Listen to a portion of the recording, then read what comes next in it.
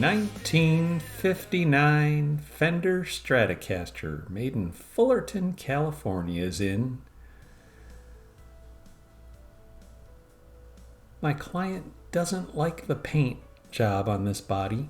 You can see the dark brown is way too far in, and I think the person that painted it was trying to correct their uneven spraying, and whenever you can zoom in and see these big splotches of dark paint in the area where they don't belong, it's not a good job, and it's actually quite soft and gummy. I set it down on the floor and went to pick it back up and it was stuck to the carpet.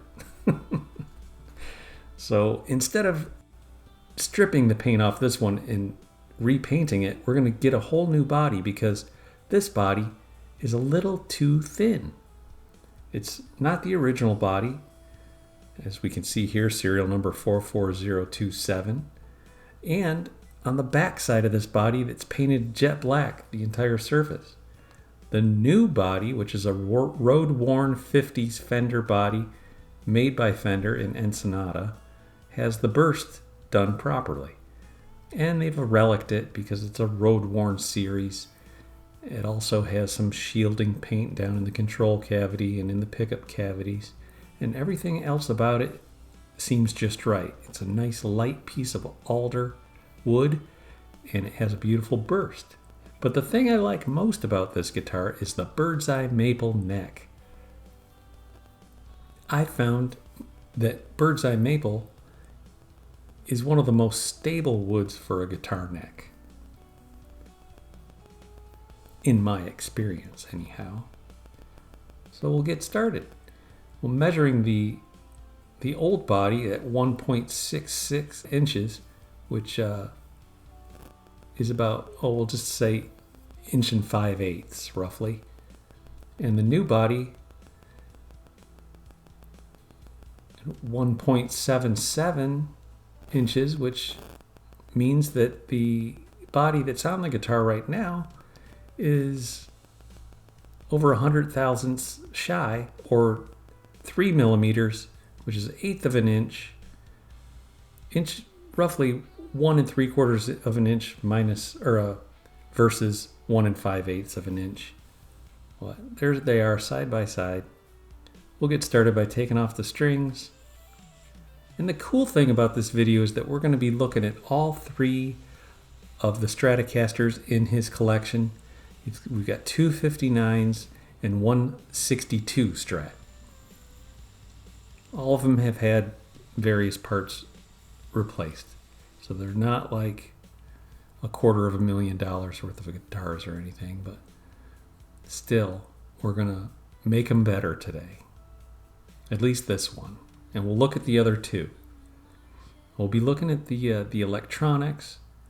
We'll be resoldering all the stuff and moving all of these parts that are on this one. We'll move it right on over to the new body.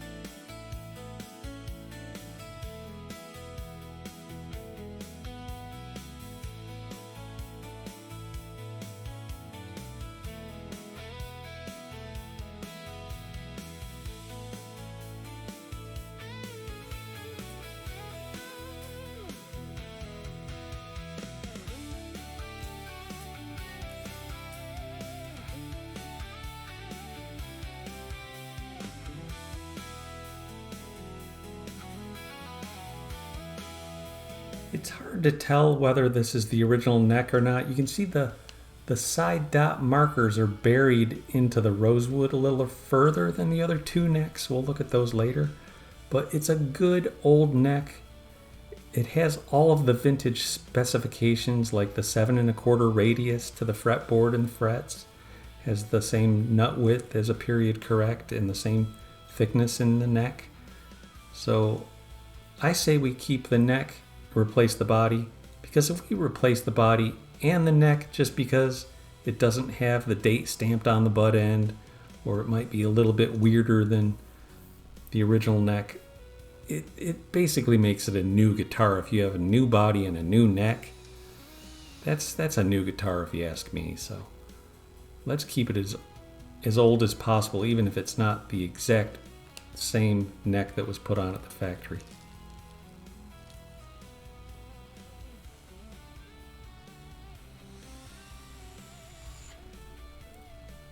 We'll save all the screws in the exact order that they came out. We'll put them on this little tray, little pickguard tray.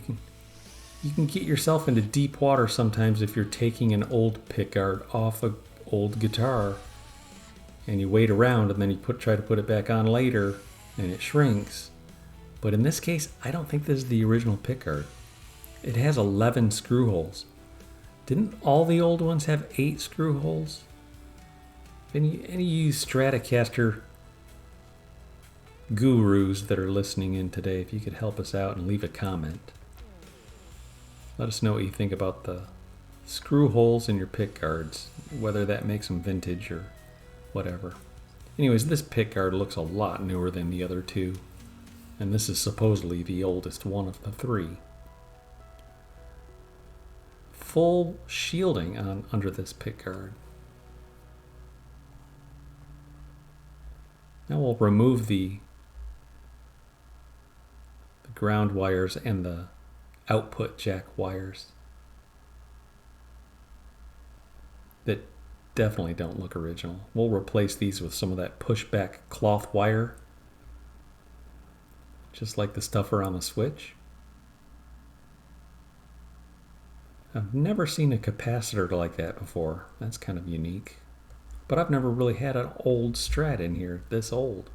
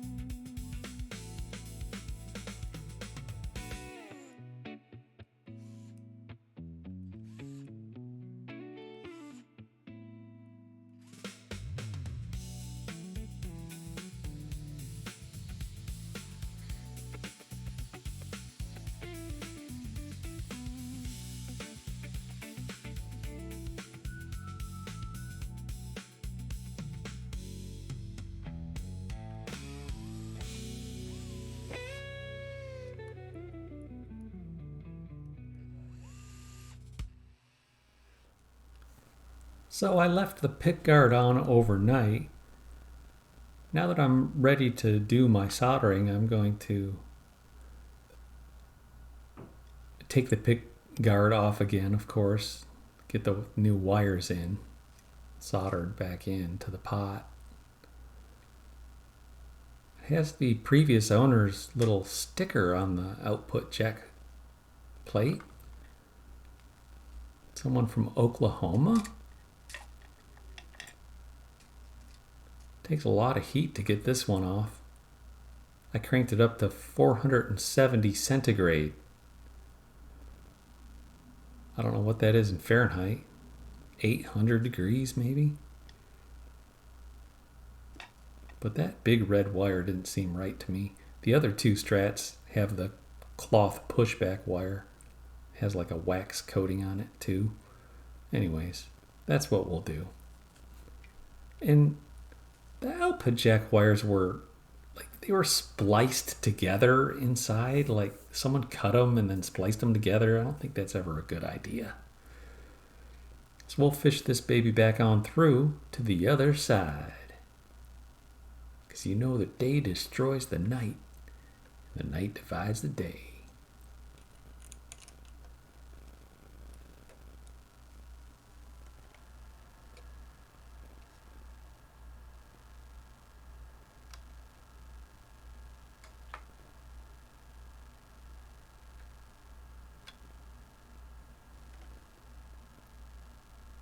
Took a little finagling to get those claw screws in.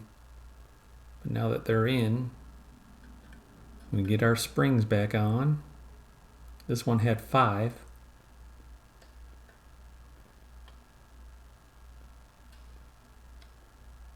And we'll flip it over and do some work.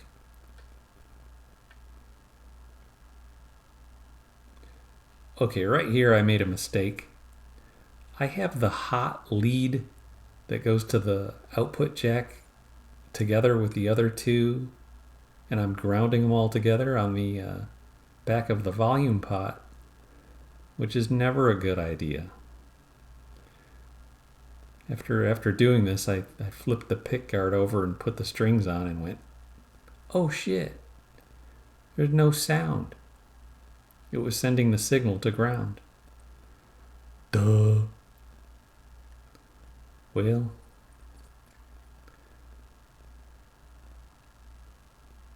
we learn the hard way, don't we?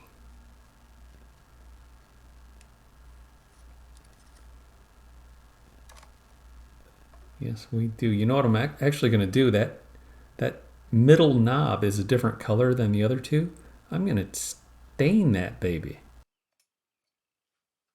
with some straw color tone stain and a little bit of acetone mixed with denatured alcohol to dilute it down a little bit. I don't want it to bite in. Tune that knob to look just like the other two before I'm done.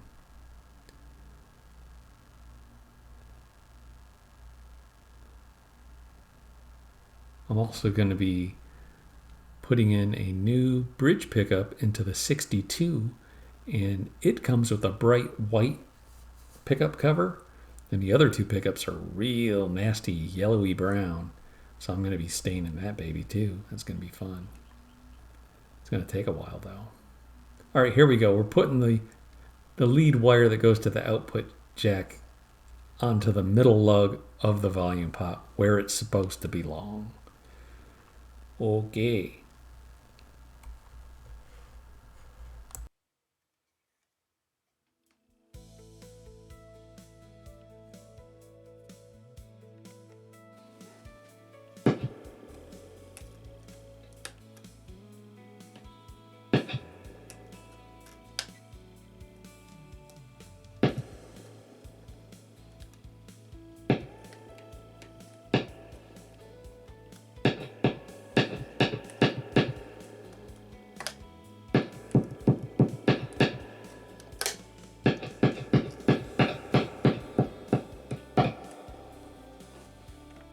Alright, we got all the screws back in.